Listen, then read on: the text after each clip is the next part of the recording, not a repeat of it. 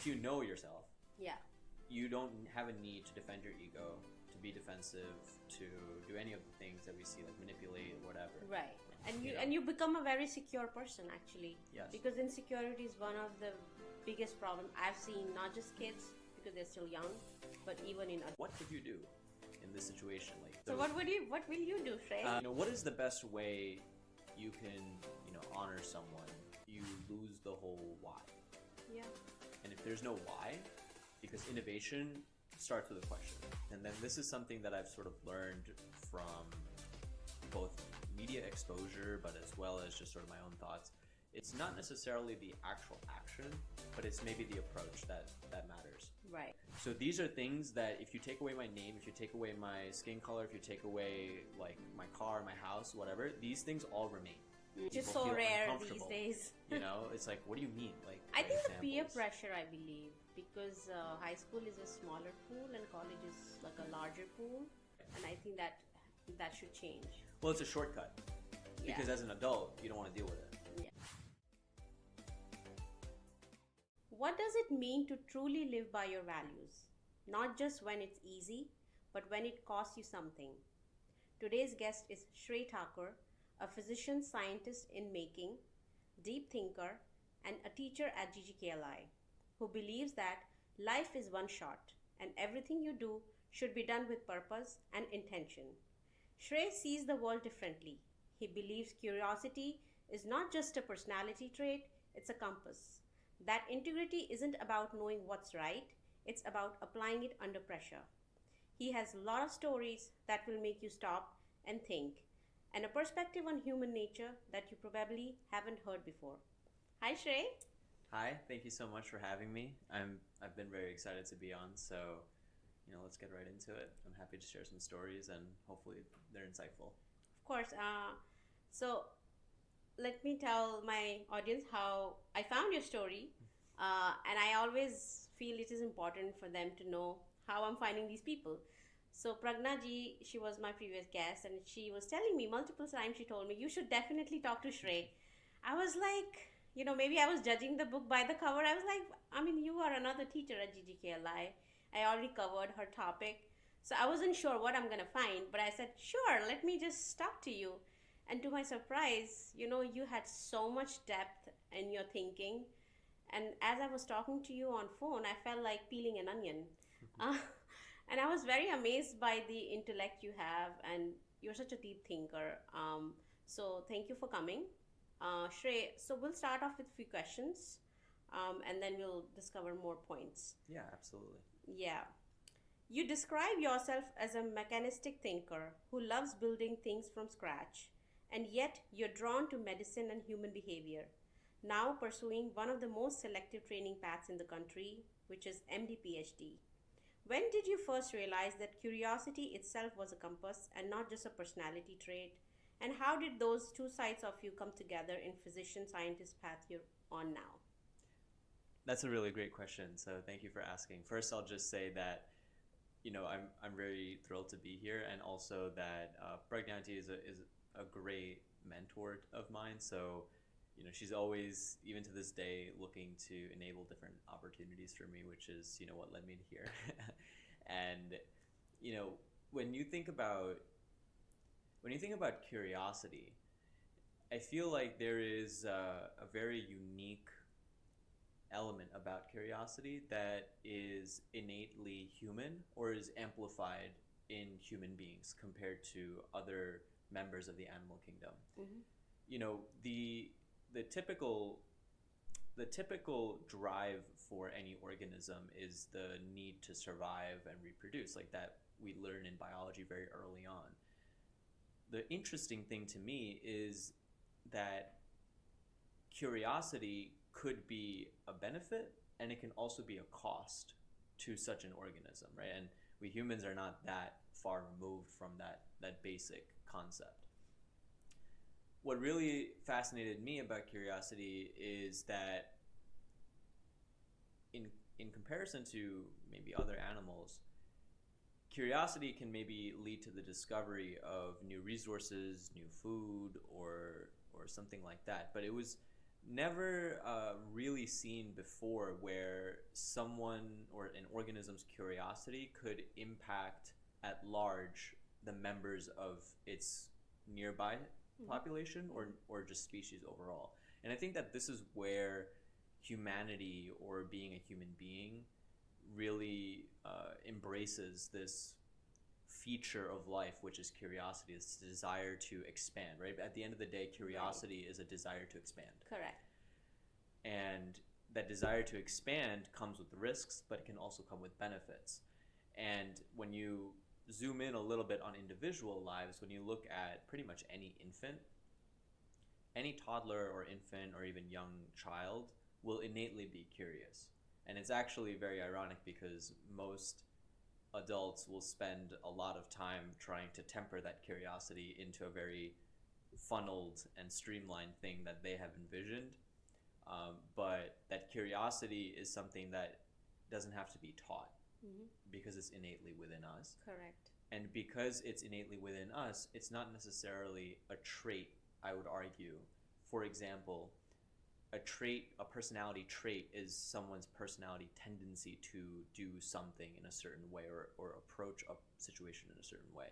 So if someone is described as short-tempered as their personality trait, they usually lack patience and therefore have, flagrant responses to a situation. Curiosity oftentimes is described as a personality trait, like you'll say that this person is curious or this person has a lot of curiosity, and those uses are definitely valid, but I think that it speaks to a deeper connection to what it means to be a human, to be curious, because you're here on this planet with an experience or the ability or the opportunity to experience it, but that experience remains inherently limited if you don't connect with curiosity that is innately expended in humans. That's sort of my take on curiosity being a trait versus something deeper. So when did you realize this whole depth of curiosity for yourself? I think that the tangible, concept in me didn't really develop until I would say high school, which for me is about 8 years ago now. But it really was an extension of, it was an accumulation of experiences that started from when I was very young. And moments ago I referred to infants and toddlers being innately curious, like human beings are innately curious beings. And so if given the platform to safely exercise that curiosity, it's almost like a muscle that gets trained and wants to be fed continuously. Correct. And so those experiences led me to wonder about things. So there's these two words that are really interesting. It's curiosity and then there's wonder. And I think that they're very, very closely related to each other. And in my book, almost inextricably synonymous with one another, because in my opinion, the raw essence of curiosity is wonder. So you can be curious about something, but that thing may not captivate your wonder or your sense of wonder. Correct. Whereas if you are captivated by something in terms of a sense of wonder, then you're innately curious about it. And so when I was growing up, I would have, thoughts about like simple questions that are describing the world around you, right? Like, why is the grass green? Why is the sky blue, right? Yeah. A lot of the times what happens is that people are faced with answers that are like, oh, because it is. Yeah. Like, period. Yeah. Or that's just how like nature made it, right? Or something. Right. But if I was ever faced with one of those answers, I would be like, but why? Right? And so like, I feel like people have this continuing experience with like the kid that always asks like, but why, right? So I think that's a very healthy expression of curiosity. And so those early experiences of me wondering, why is the sky blue? Why do birds fly? How can they fly? Like, how do planes fly? How does that work? And so I think that is a central theme that looking back on it, explains those processes of thought. And then when I was in high school, those things crystallized a little bit more in a realistic or a more tangible way when I started to transition into scientific research. And yeah, so that's around the time when it all started to sort of crystallize. And it came together, like whatever you were feeling before, and now you're on the science path.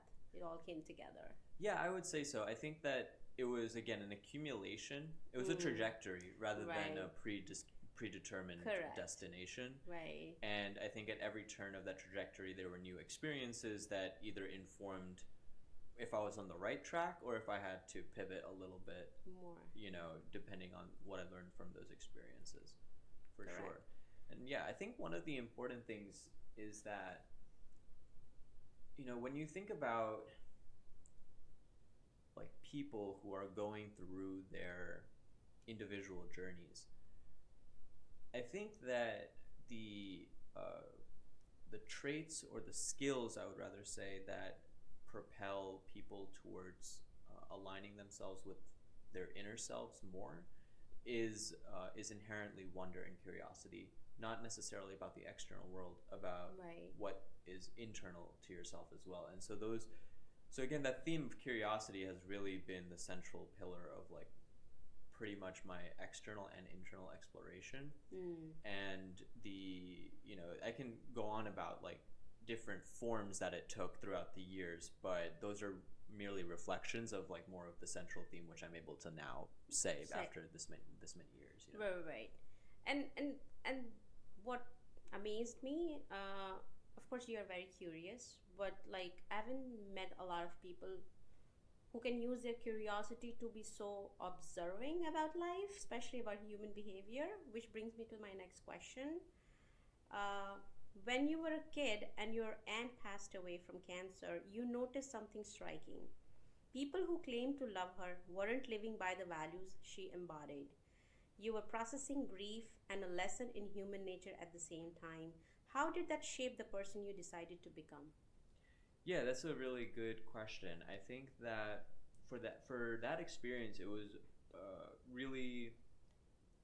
I think at the time it was pretty confusing because you're younger. You really haven't experienced that much loss of life or the repercussions of that loss of life, and it's a very interesting thing when you're at this point in my life, like you're already sort of thinking about not just like how you are processing things, but how other people around you are processing things. Correct. And so there's this like complex interplay that happens where you're like, should I be feeling the way they feel? Should I, like, there's this like sort of tension or conflict there.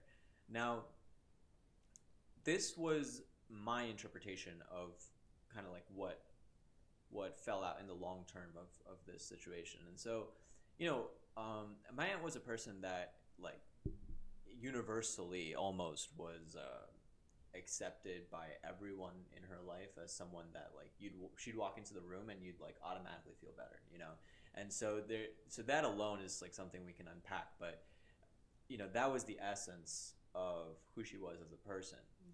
And in my eyes, and then this is something that I've sort of learned from both media exposure, but as well as just sort of my own thoughts, is that, what is the best way you can, honor someone living or past, right?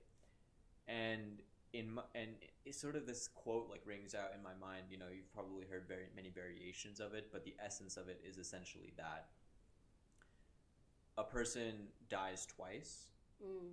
Once when they take their last breath, and the second when their name is spoken for the last time. Right? And so this usually is said in the context of many emperors and all these kinds of larger political figures or powerful figures. But I think that also is true at the individual level. And so, in my opinion, it's if you want to honor someone's life, then you want to ensure that what they stood for lives beyond as a legacy. Right. even though that they are not there, and you are doing it to honor that legacy that they tried to leave, right? And it speaks to a really important principle that I have now come to align myself with, which is no one's going to remember what you did, no one's going to remember what you look like, no one's going to remember what you wore, but 10 years ago, how they made you feel is what they're going to remember. Yeah. And so nothing that I do day to day is as important as that concept. And my aunt embodied that concept like almost 100%, which is what led to so many people, feeling the way that they did.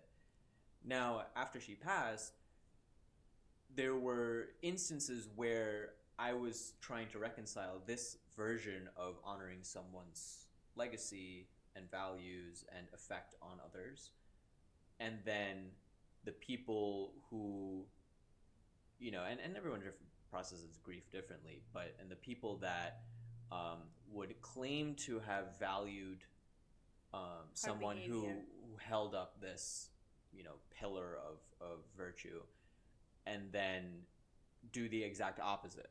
But then claim to love her, miss her. And people have different definitions of love and all these things. So I'm not trying to say that there's a right or wrong way to approach this. Yeah. But I think that I just found it very fascinating, not necessarily in a positive or negative way, but just very fascinating that there could be that I guess at least surface level hypocrisy in, you appreciating someone or you loving them versus what if they were still here, what would they believe or interpret from your actions? Not practicing what they were actually doing in their life, right? Right. So I think that was a striking experience that I had, was that, living or past, it doesn't necessarily like that this was an experience in my life, but I think sort of generalizing it a little bit, the way I try to approach it is that whether they are past or present, the person's legacy is all that they have left on the planet, because they are no longer here. Right. And so if you truly want to honor that legacy, you're not going to do it by verbalizing that you cared for this person or that they meant like XYZ to you. All you would do is you would have that effect through your actions. Right. And I think that we'll probably get to this, but actions is going to be kind of my big theme, or one of my major themes. I do agree. Yeah. So that was a great story. And there was another story you told, which is my third question. You spent 2 to 3 years watching a friend group navigate a moral rupture. By the way, this is a very common scenario, not just high schoolers, but every age groups. So someone was wronged, the group split, people took sides, and then those same people faced a nearly identical situation later and chose differently based on what was convenient for them.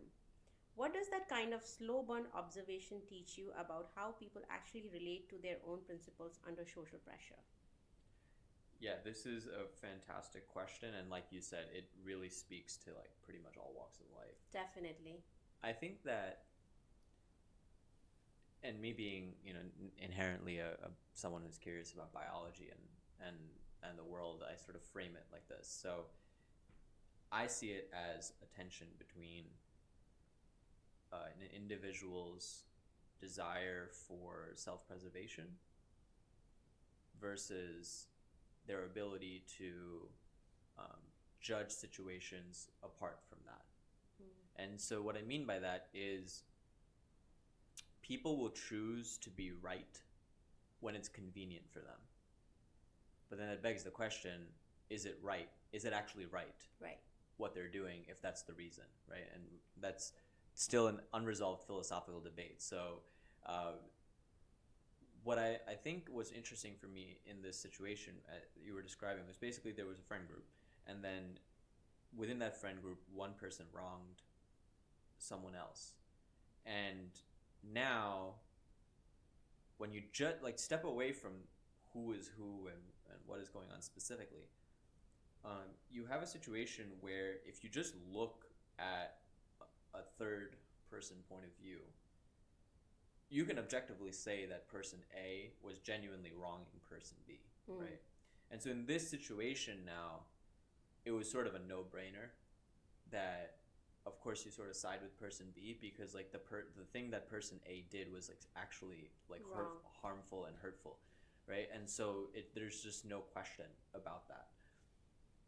And so this dilemma wasn't present in that initial altercation. But what was interesting to me is that now you have the group that sided with person B. You know, this was in college, and so then a couple of years later, after college, they faced a similar dilemma. And the interesting part here was that, you know, the person that supposedly wronged person B again, if you were to take a third person point of view, what happened was that we'll call them person C. So person C did, in theory, wrong person B, but person C owned up to that part that they did, recognizing that it was not the right thing to do, and they made attempts to not do it again. Right? Whereas in the first situation, that was obviously like not the case, and it was just a greater breach of what's right or wrong. But in that situation now, person B still refused to acknowledge the steps that person C took to fix it. Right. And so it's really fascinating to me because like you see this in like you know, I see this in like adult groups all the time too, where it's like this person said whatever, and then this person said whatever, and now you have this like sort of feud or whatever.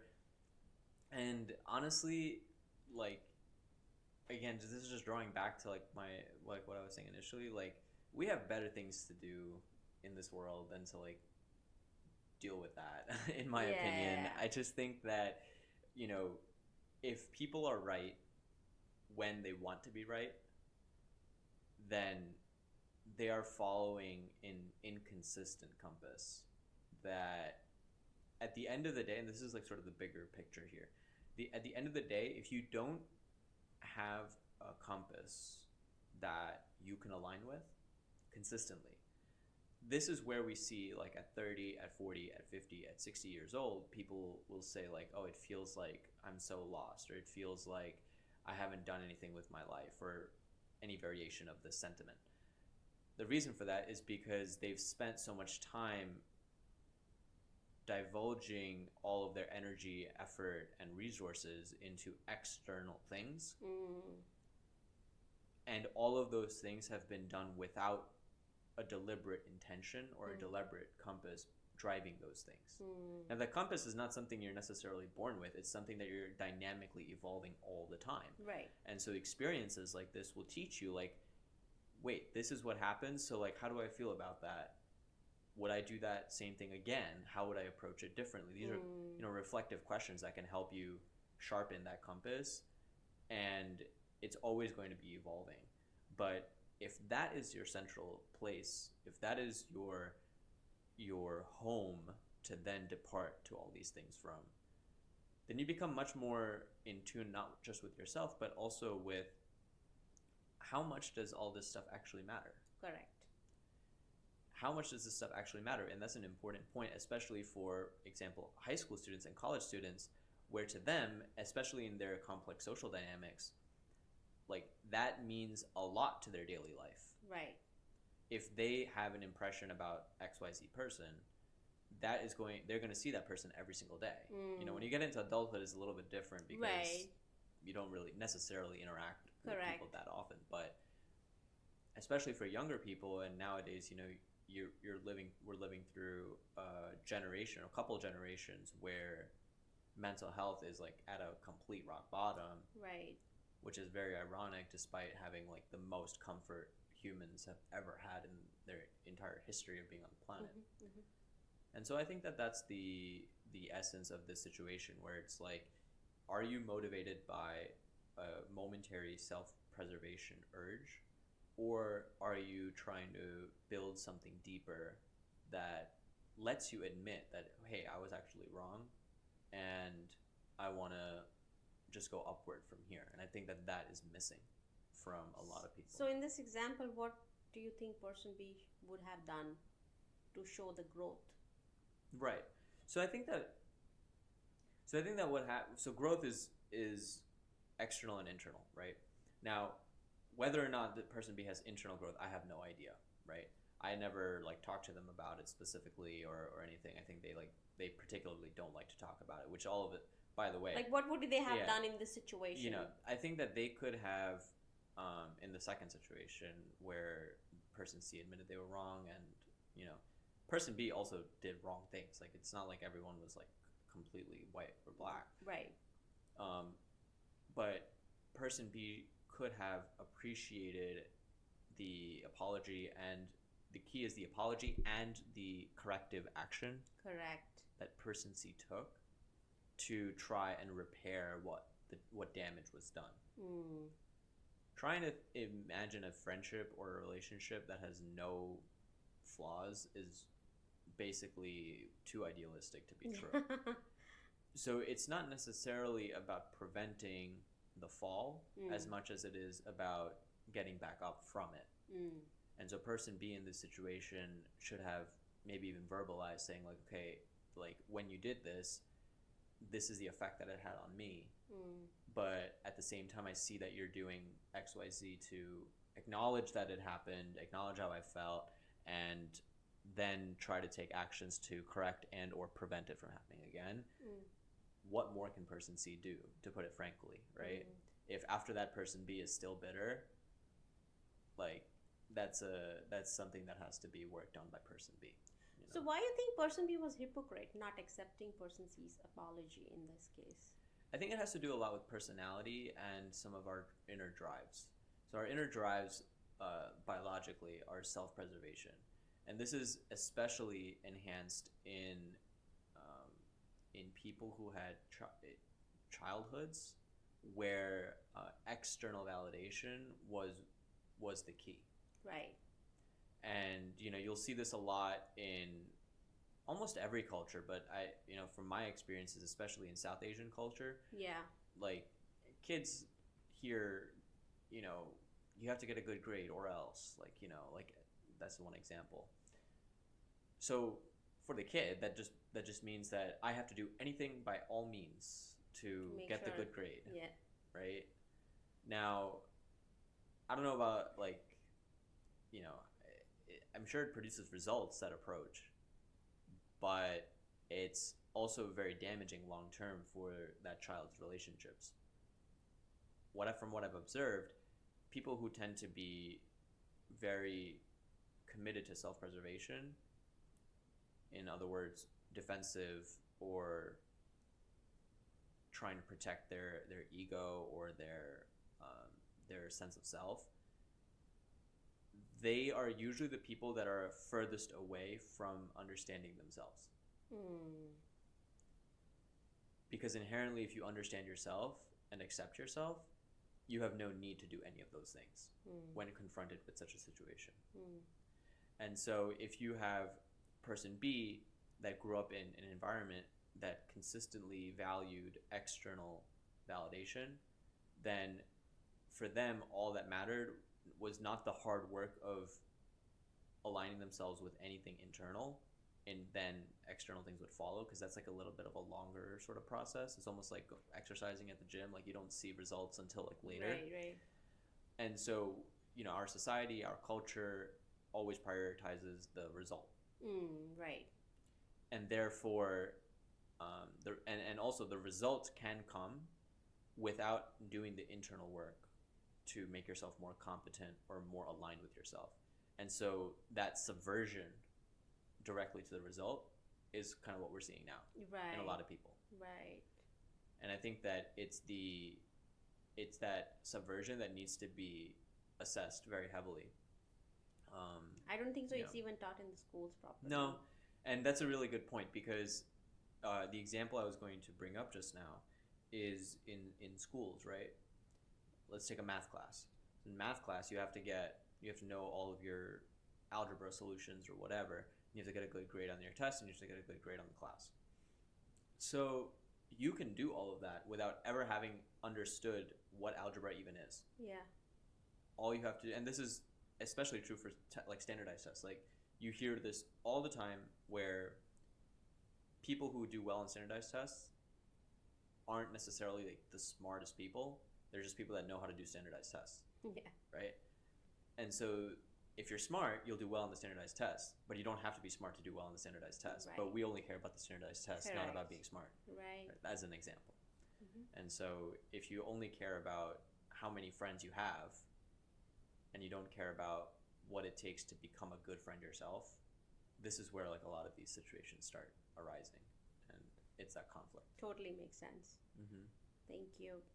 So my fourth question is, Shrey, you talk about things you love: tutoring struggling kids, shadowing doctors, sitting with elderly residents at retirement homes. Most teenagers are focused inward.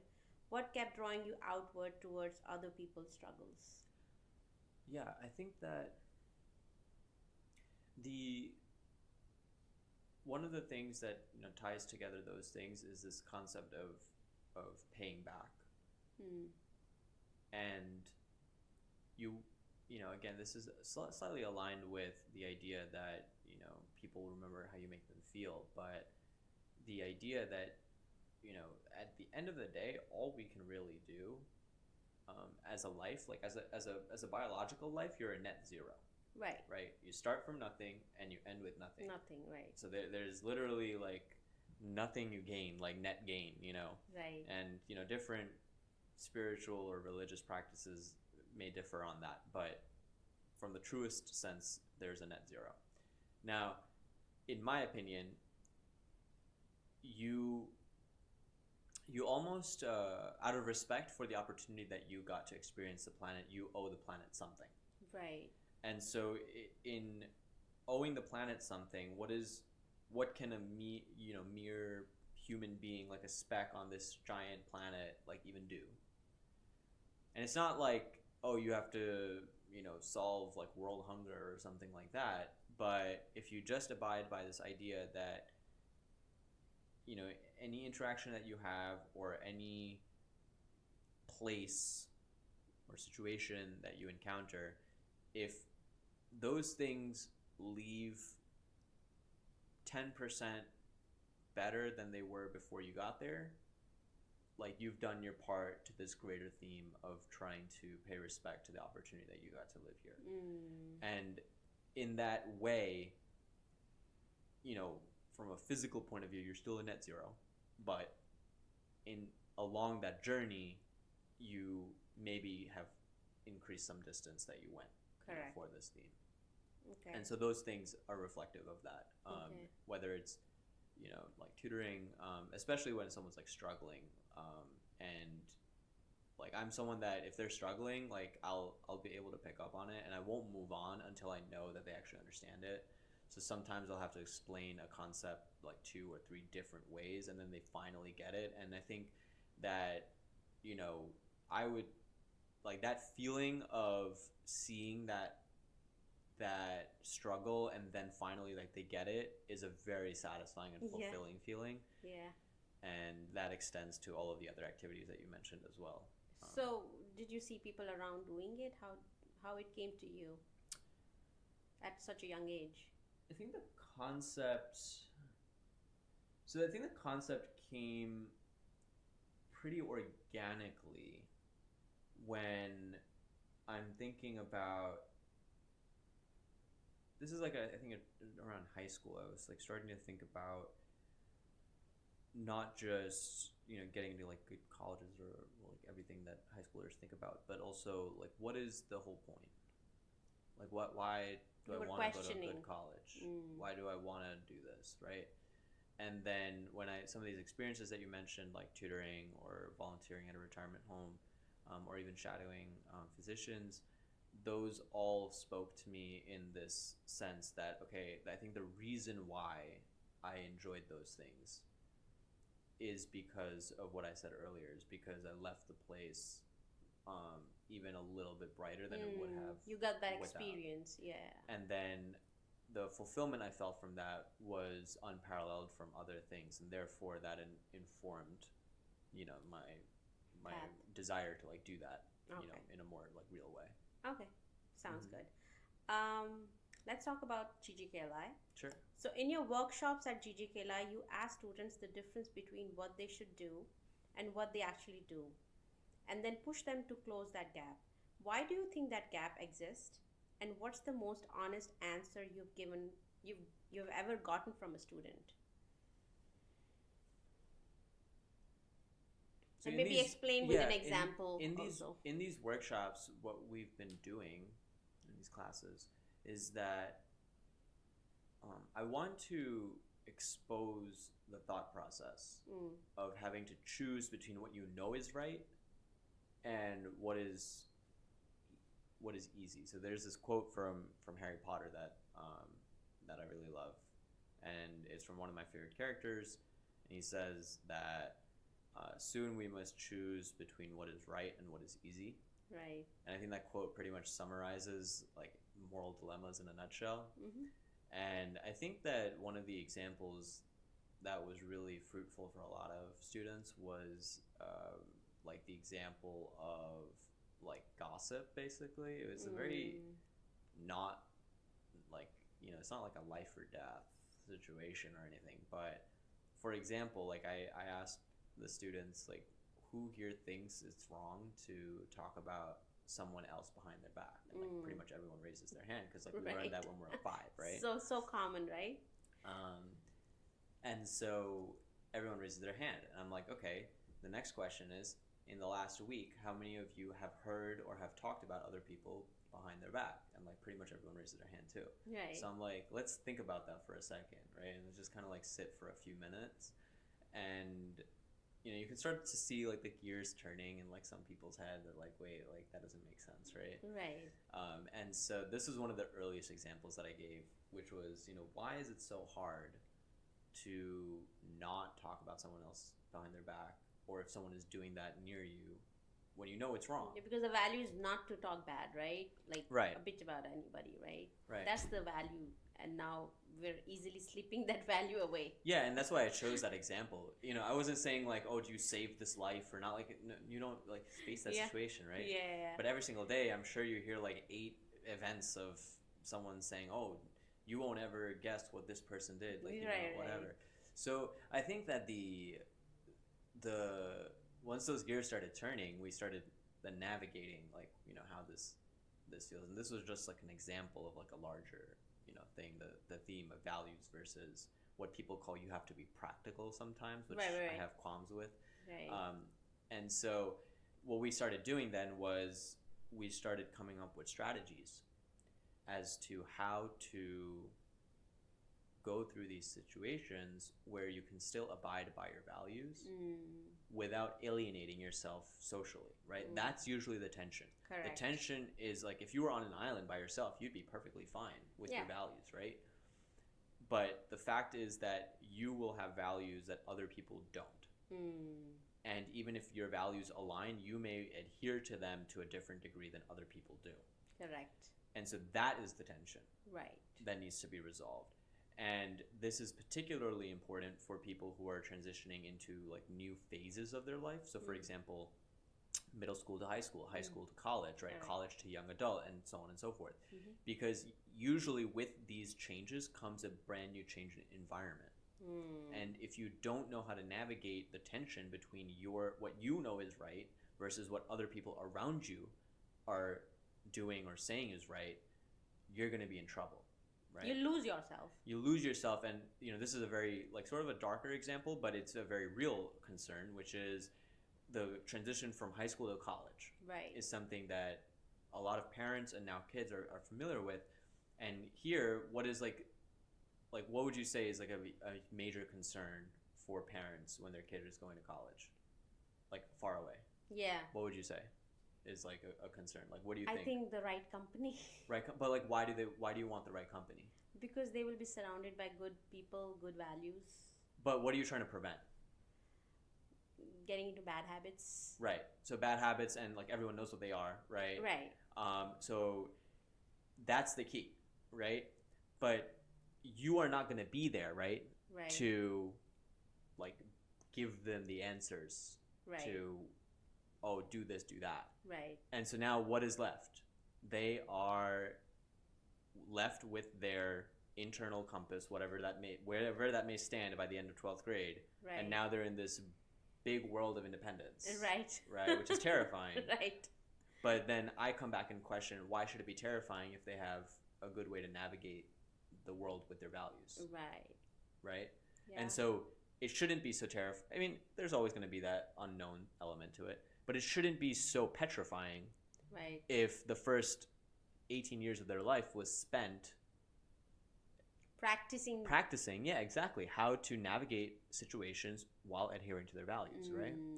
And so that was the key. So, we did some role play I think examples. the peer pressure, I believe, because high school is a smaller pool and college is like a larger pool. And sometimes I feel some kids might have those values while they were with their parents, but when they go to college, the peer pressure takes over and they feel like, maybe I have to do because I'm with these kids now and this is the norm. I think that's what. But why do you think that they had the values with their parents but not by themselves? Maybe they still have the values. It's just like they feel like maybe everybody else is doing. Maybe this is normal, and I think they don't have the courage to stand up. Sometimes, even though they still know what is right and what is wrong in their heart because they know the value, And I think courage not to still stand up for that. Sometimes, they get into wrong things. That's what I feel. It's the courage. Right. And that is a really good interpretation of it. Yeah. Because the difference in the amount of courage is what's key. Right. And courage, so some people, you think about people who like related to values, any great historical figure, right? They would sacrifice their whole life for this value. Like right? you told me about Mahatma Gandhi. Right, exactly. So like the example I always give is that, do you need to ask someone like Mahatma Gandhi if lying is wrong? Like the answer is obviously no. Like no. A 2-year-old knows that, right? Yeah. So you say that what's the truth. Right. So it's not that knowing the value is what made them great. What right. made them great is because they stuck to that value to the bitter end, right? That's Correct. what made them great. So in this situation, the examples we would give is, you're in a cafeteria and someone comes along and says, oh, this other person is whatever, right? Like is ugly or has a weird backpack or whatever. So then we walked through situations on how we can diffuse that, because if you have a value of not talking about someone behind their back, but it's happening around you and you don't say anything, in my opinion, you just failed your value. Yeah. Right? Totally. So what you can do, for example, is, we came up with a couple of things, but one is not, the biggest thing that people fear is confronting it directly. Yeah. It's like, oh, you shouldn't say that. It's like, oh, stop being so boring. Like, Yeah. it wouldn't be that way. So it's like, what you can do, for example, is what if you said one good thing about right. that person, right? Now imagine like someone says, oh, this person has a weird backpack. Yeah, but I think their outfit is really cool, right? Like, is that person going to keep doing what they're doing? Probably not. But you didn't like directly like confront them and say like, oh, you are a bad person, like you have bad morals, right? Like you didn't say that. Yeah. And that's what people are scared of. And that was just one example, but we came up with a couple of different things. And the one point that I'll just bring up here is that that was a social situation. But the other major tension where people feel their values being challenged is in a hierarchy. Oh yeah, that happens all the time. And that is most predominant in when you basically work, right? So it's like your manager says to do X, Y, Z, but one of those things is wrong. What do? Right? You don't confront because you're going to be like, I'm going to get a bad performance review. Right. So that's a tricky situation too. Yeah. And so, most recently in our classes, we've been pivoting to how do you maintain values in a power structure? Right. Because that's going to be everywhere you go. A student, teacher, principal, Everywhere. employee, boss, you get the idea. And so recently we've been sort of talking about that, which has been really interesting to probe them on like, what could you do in this situation? Like, you see a teacher doing something wrong, but you need a recommendation letter from them. Yeah. What do you do? So what will you do, Shrey? Yeah, that's a good question. We came up with a couple of examples together, and it was hard. Like there was a lot of silence in that class because it's a tough situation to be in. There could be multiple things you can do. One is you can, go to the principal, but is there a guarantee that the principal gets your name out of it? You can maybe go to a parallel teacher, right? That is peers with them. But again, is there a guarantee that you stay out of it? Probably not. Or maybe what is the tangible that you need? The tangible you need is the letter of rec. Do you have another teacher you can ask for a letter of rec that perhaps, or and this is the final thing that we sort of started talking about recently is it's not necessarily the actual action, but it's maybe the approach that matters. Right. And so you can say something like, hey, Mr. or Mrs. So-and-so, I've been really enjoying the class. I've, been really interested, I've been very interested in like the book we're reading or whatever. And I noticed the other day that, such and such situation happened. So I was just wondering if, you had thought about the effects of that action on either the class or on this person. And I just wanted to take a moment to reflect on that or ask without hurting their ego. Stuff like that. So ego, tangible deliverables are all things that are part of our world, so you can't ignore those things. Correct. That's and true. So we talked about, or we walked away from this conversation about how do you minimize the tangible loss while maximizing the intangible value benefit True. of this hierarchy, basically. Right. And yeah, that's true. Yeah. I think you need adults in your class too. I think more than kids, adults should take this class. It's really interesting because you say that. Because we forget.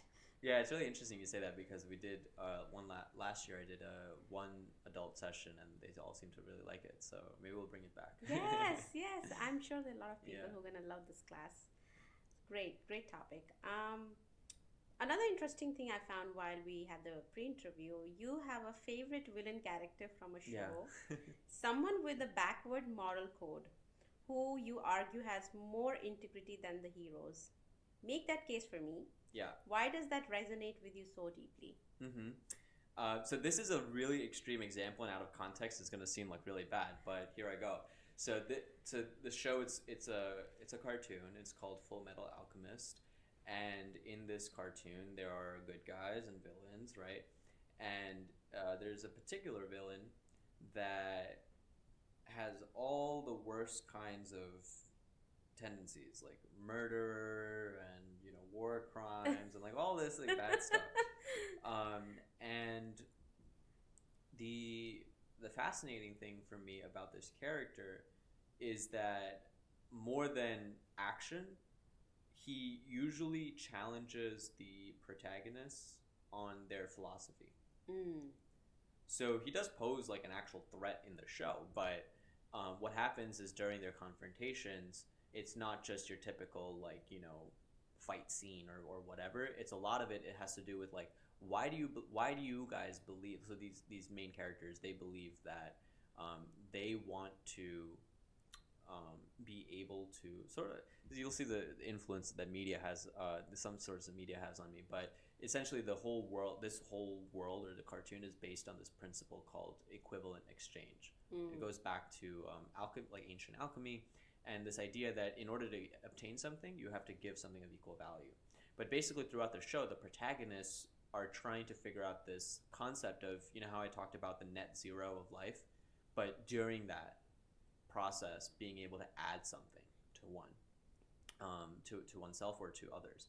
And so what they are getting challenged on throughout their journey is, but you can't do that because the law of the world is give and take. So if you give something, then something naturally would have to be taken from you. So it's not that you can both, live a full life and give, like for yourself and give other people. So that's what the challenge is. So by the end of the show, they obviously get to that point. But throughout that journey, this is the character, the villain, is the character that challenges them on this view. But like what you guys are saying does not compute with the laws of nature that as we know them. And so this villain, what he does is he values power. He values the ability to introspect and to understand his opponents. And he also values being able to facilitate actions in an ongoing war. That's like his whole thing. Is he wants to be a weapon. He wants to like be powerful. And throughout the whole show, he is one of the very few characters that every scene that he's in, he's abiding by those values. And my definition is, and I say this to the Culture 7 kids, is I don't care what values you choose. I'm not here to teach you values because you guys know them already.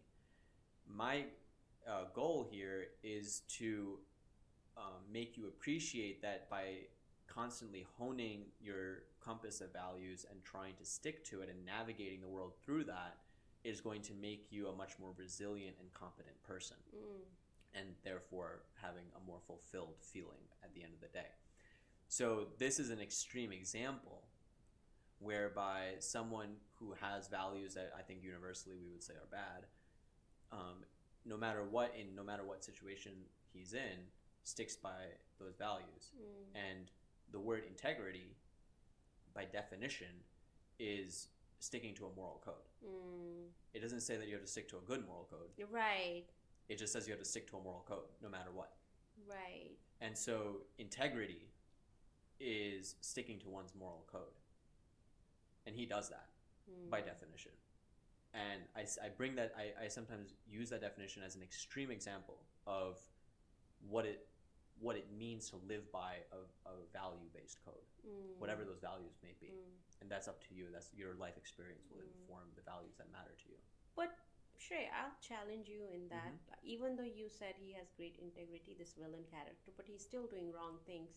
So how do you teach a younger generation, like, okay, you can like his integrity, but at the same time, how you separate yourself with the wrong things so that you don't do those, because you don't want to exercise that as a idol in your life? How do you separate that out? Yeah, that's definitely a valid concern. I don't think I really bring this up a lot in the class necessarily. I usually use it for more like mature audiences, and I think that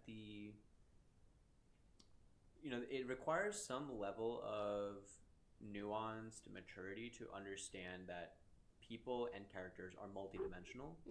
And this is something that I believe is that respect or appreciation is never almost completely unilateral, in the sense that it's blinded to things that you may not appreciate about someone. So like, I'll respect aspects or attributes of people and then try to incorporate or model, like use them as a role model. But like that saying, like, never meet your heroes. Why? Because like heroes are also people. Correct. And people have flaws. Yeah. And so if you just try to be like that, or if you blindly respect that, then you are integrating a role model into your life that may be teaching you things that are not necessarily good for your fulfillment. And the classical example of this, and here's another sort of I guess controversial take, which is like we all grow up hearing you should respect your elders. Right. However, age is no guarantee of wisdom. It's a correlation. Usually wise people are pretty old, but not old people are wise. Right. Not all old people are wise. And so as I was growing up, you see this scattered throughout pretty much every single family tree. You say, respect your elders. So it's one thing to approach them or speak to them with respect, and then there's another thing to respect them so blindly that you don't question them. Because if that was the case, and younger generations never questioned, then we would have been long gone. Because innovation starts with a question. Right, that's true. And if you don't put the same things through a trial by fire, like certain rituals or certain this, right? Like, if you don't do that, then you lose the whole why. Yeah. And if there's no why, then in my opinion, there's nothing. And that's a problem of many cultures, actually. Yeah. Where when a child challenges the older person, it's always like not encouraged.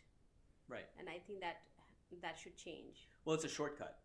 Yeah. Because as an adult, you don't want to deal with it. Yeah. You're like, oh, what do you know about the world? Yeah.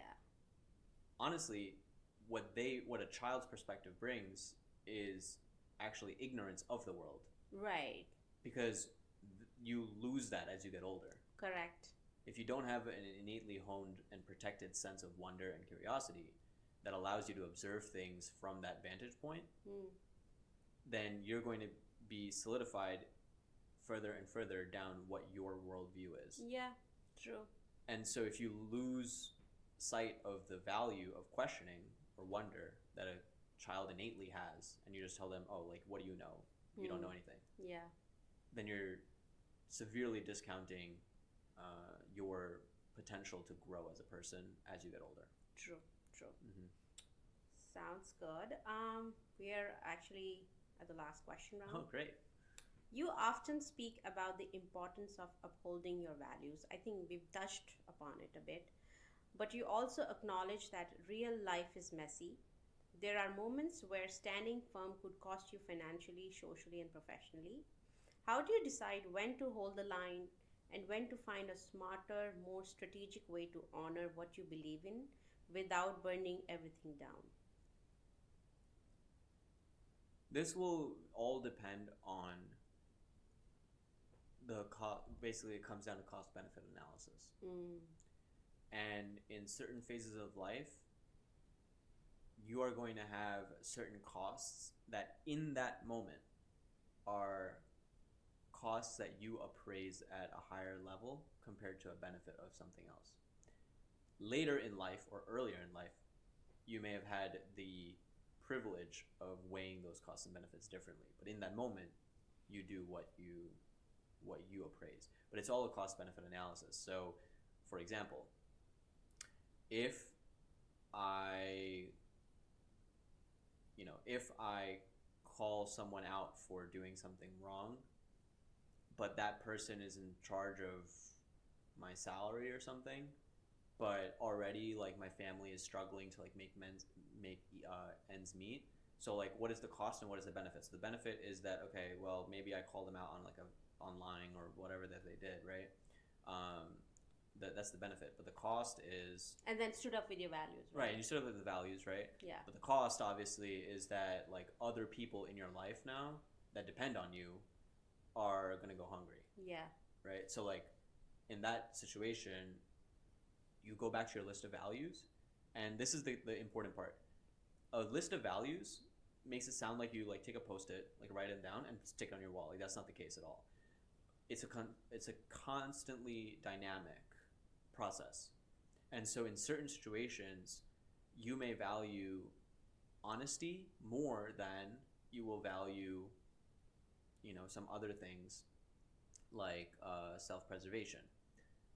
In other situations, that may be the reverse. For example, in Nazi Germany, if someone comes knocking on your door, are you hiding people? What are you going to say? Are you going to say yes, to be honest?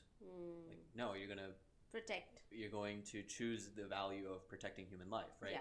Like, so those are like sort of the dilemmas, and there's like, that's like the thing is there's no one size fits all answer to any situation.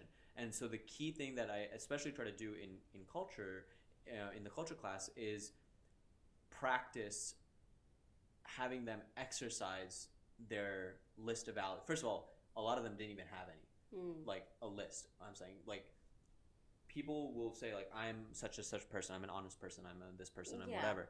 But I'm like, okay, so like, what do you believe in? What is your value? Like, who are you? Like, at the very first class, I would always do this, which is like, who are you? I would like pick on a few people, And obviously the first thing is they'll say, my name is this. And I'm like, I didn't ask for your name. I said, who are you? Right? It's a much different question than what is your name? And they'd be like, oh, like I am a 10th grader, like whatever. So I'm like, I didn't ask what grade you're in. Right. Right? I asked, who are you? Right? And so you keep going, keep going, keep going. And eventually you get to this point where like you take away their name, you take away their grade, you take away their, age, you take away all these kinds of things, the color of pencils that they use, whatever. And like what is left? Right? If you don't have an answer for that, at least a starting point of an answer to that, you need to do some serious work. Yeah. Right? And so first what I do is I bring awareness of that. That there is this void that you eventually reach. Right? Now if you were to ask me in the moment, like I can only answer for in the moment. I don't know what I'll be in 5 years or 5 years before, right? Yeah. So if you were to ask me like who are you? I'm like, okay, so I'm someone that values appreciating the world through observation, through repayment of the opportunity to be here, by trying to uplift situations that otherwise would not have been uplifted if I weren't there. And in a more like real, like a tangible way, is healing people through scientific discovery. Right? So these are things that if you take away my name, if you take away my skin color, if you take away like my car, my house, whatever, these things all remain. Right? And that is that is what we call as an identity. Yeah. Right? If you have an identity, what that means is if you were picked up from where you are right now and plopped in like a completely blank slate, you would still be able to do the things that speak to your larger purpose because your identity is born from that. Correct. Right? And so that's what I'm trying to expose is if you guys take away all the like noise from everything, what's left? And if you can have even one adjective left, like I am blank, I am honest, I am this, right? That is a fantastic starting point because now you know that you have to clear away the weeds and look for that. Yeah. Right? And then as you get older, you know that will grow and grow and grow. Right. And will change. And your values are a little bit outside of that identity, right? And the values usually reflect your identity. But it's very strange because you think about it so easily, right? You have an identity, then your values come, and then from your values come your actions and your thoughts, or your thoughts and actions, and then from those actions comes your consequences and effect that you have, right? But that's a very easy way when you phrase it like that. The problem is that we're always starting from the outside. Yeah. And then we never, as you were saying earlier, like we never peel back the onion, so you never get to the inside, right? But the problem is if you don't get to the inside, then your whole life and your sense of fulfillment is governed by the outside circle. I remember you said many people, they boast about being good, having good morale. Yeah.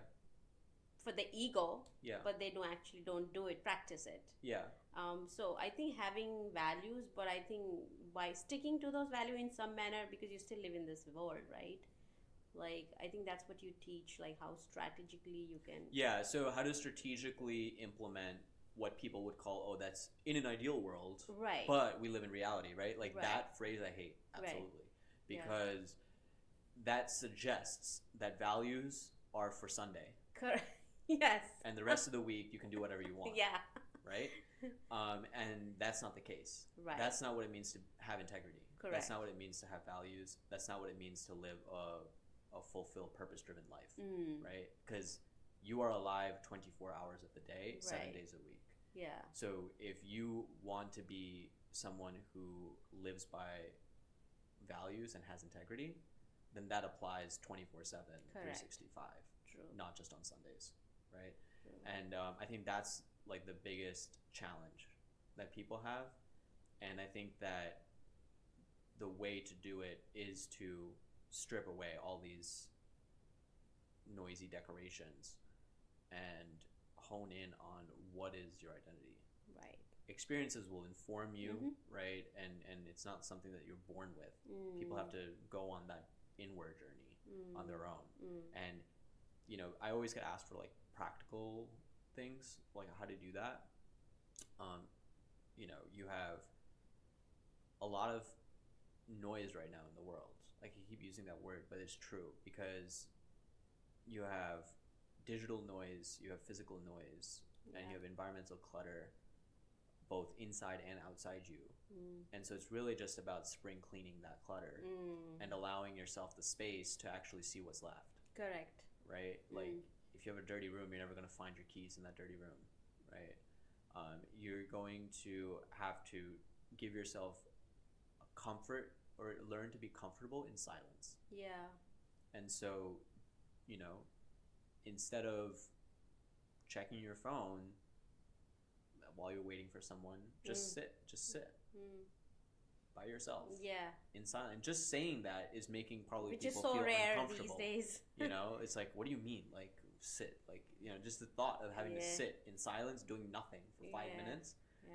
Try that. It's very hard. It's very, very hard. Yeah. But if you do that long enough, and you combine it with other things like reflective journaling and writing, or talking to other people who are like-minded in these kind of ways, these are ways that you develop that sense of identity and self-awareness, which is necessary for the identity. Definitely. If you do that, like I said, if you plop yourself anywhere in the world, you'll be fine. And you don't have to worry, right, about going to college and being in a bad crowd, and because you'll be fine. And you become a very secure person, actually. Yes. Because insecurity is one of the biggest problems I've seen, not just kids because they're still young, but even in adults. Right. And I think what you said is so true, and it really, your base is strong, I believe. I think the insecurity is the absence of having the identity. Yeah. Right. If you have like I said, if you know yourself, you don't have a need to defend your ego, to be defensive, to do any of the things that we see, like manipulate or whatever. Right. Right. Because you're fine the way you are. Yeah. Like, okay, this person doesn't like me. Cool. You can spend the valuable time that you've been given not liking me. Right. But I won't do that. Correct. And I won't spend my time trying to diffuse something that I know doesn't mean anything. Right. Because I know what it means. Right. And like the last example that I'll give here is that so I study digestive diseases and how nutrition and dietary factors can influence digestive diseases. And to me, the work that I do, and this is going to sound like kind of extreme, but it's true, I think, in the moment anyways, is that if, let's say I'm doing my project, right? And someone else was to do that project, and they do it, well, scientifically well, whatever, and they come to a certain finding that can help, patients that are suffering from these diseases, I have to really sit with myself and ask, why do I want this project to succeed? Do I want it to succeed because I want to be the one that figured it out? Right? Boost your ego.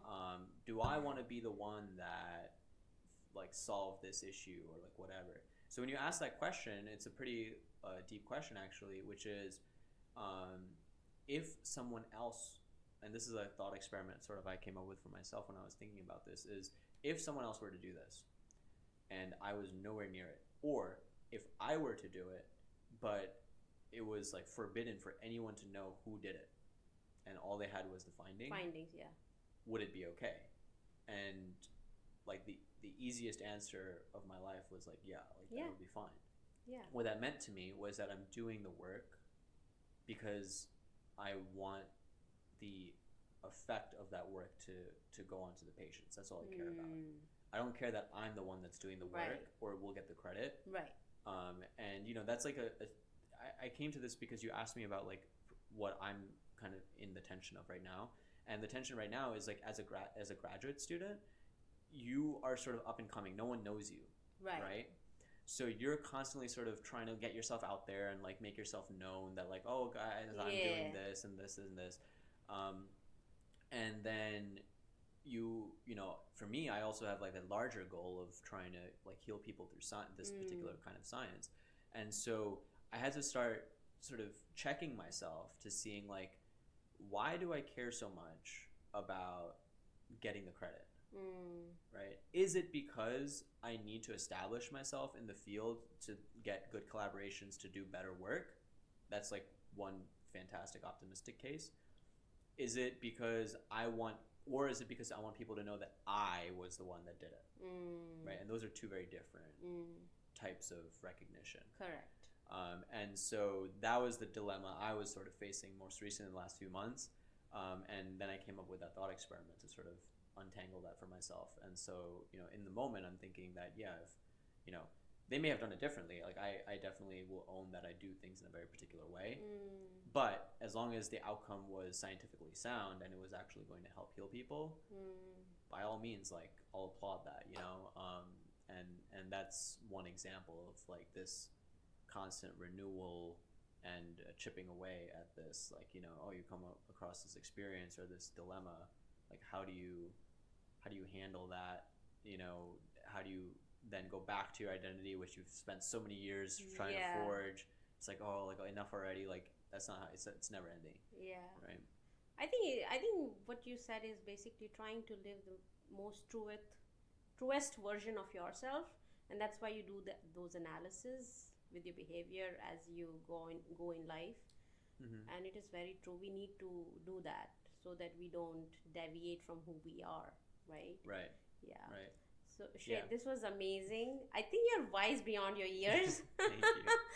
And I told you even on the phone, you should definitely write a book and, keep these notes, because you have so much knowledge, because you just think and you're curious, and it will really help a lot of people. Of course, the kids are getting a lot of knowledge from you. I'm sure the adults will also benefit. So definitely think about writing a book, and I hope you have a great experience. No, thank you so much for inviting me, and I had definitely a great experience talking to you. Your questions were very thoughtful, and I'm just very glad that I have the opportunity to share my thoughts, which not a lot of people do. And so definitely, keep me on the list if you want a recurrent guest. But I wish you all the best with your podcast and continuing conversations. Definitely. Thank you so much.